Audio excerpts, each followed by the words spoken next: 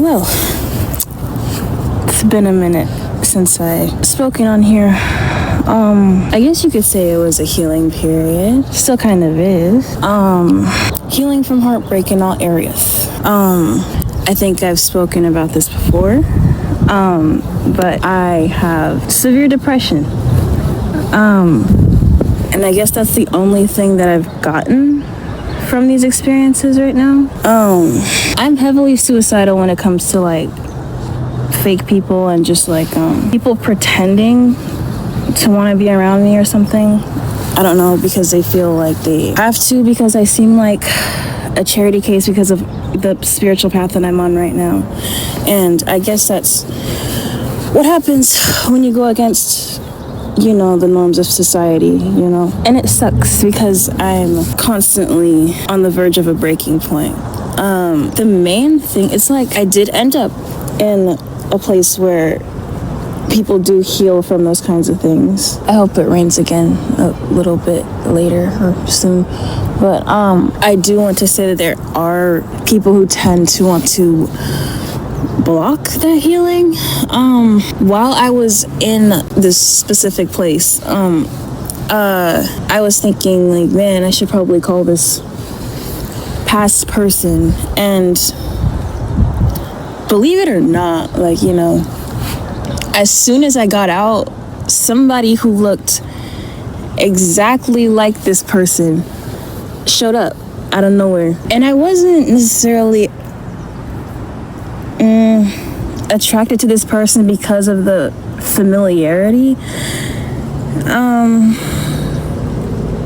It's mostly because like I'm thinking, oh, you know, it's different this time, you know.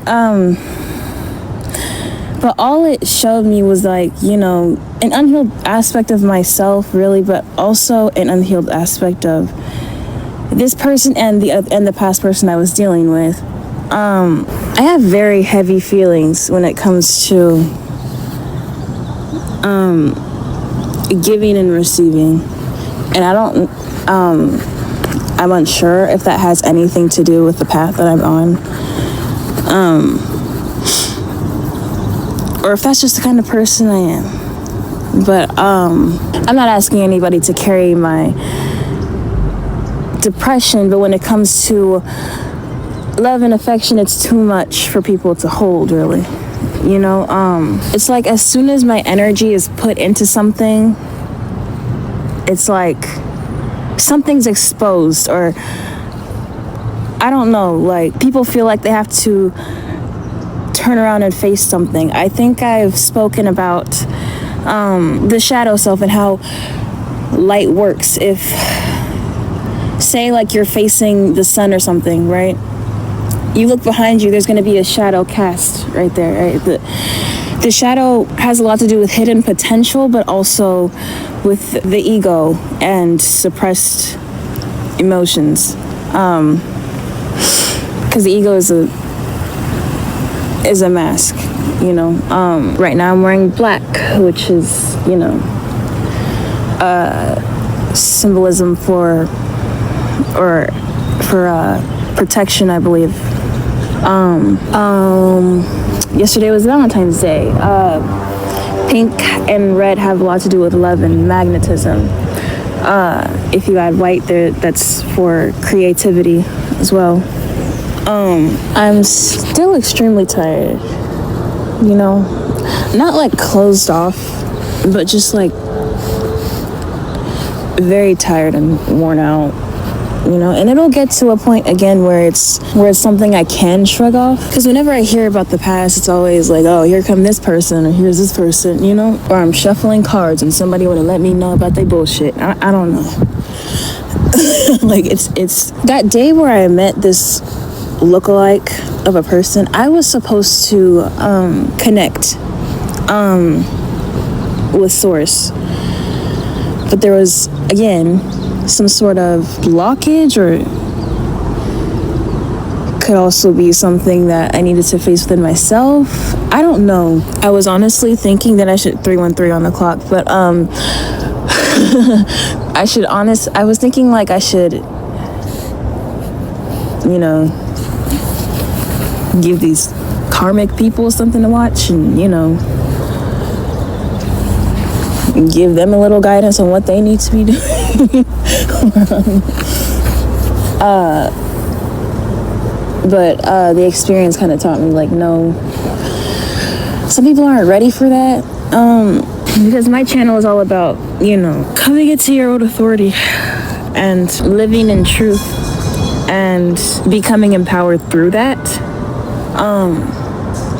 Because I think I've explained this before with like Damocles, the story of Damocles, and how there was like a sword hanging over his head. And I've spoken about how one of my favorite tarot cards is the Ace of Swords, which brings truth and clarity.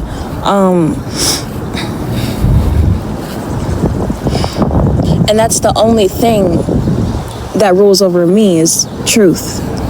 Rules over anybody. And that's what I feel like, you know, all religion is like supposed to be based in, is truth. So that's all that really has power over us. But when you stand in it and you're the one holding the sword, then you're the one in charge. And yeah, there may be people who want to send blockages or stop you or, you know, try to make you feel less than, but the truth is their foundation isn't really, it's not really, I'm seeing the Tower card. It's not a very firm foundation. I guess my main goal is to stay alive for as long as I can. Because this is not, you know, the only times where I'm gonna encounter these kinds of people who are not ready for real friendships or relationships of any sort, you know? I know I'm hearing something about, like, you know, something about my gifts being suppressed or confiscated, or I don't know, but no. My clairvoyance has actually become stronger ever since then. So because of the spiritual warfare, no, I will not be showing my face on here, only because it's for my safety, to prevent projections. But yeah, that's really it. This is Jane's Divine Nation.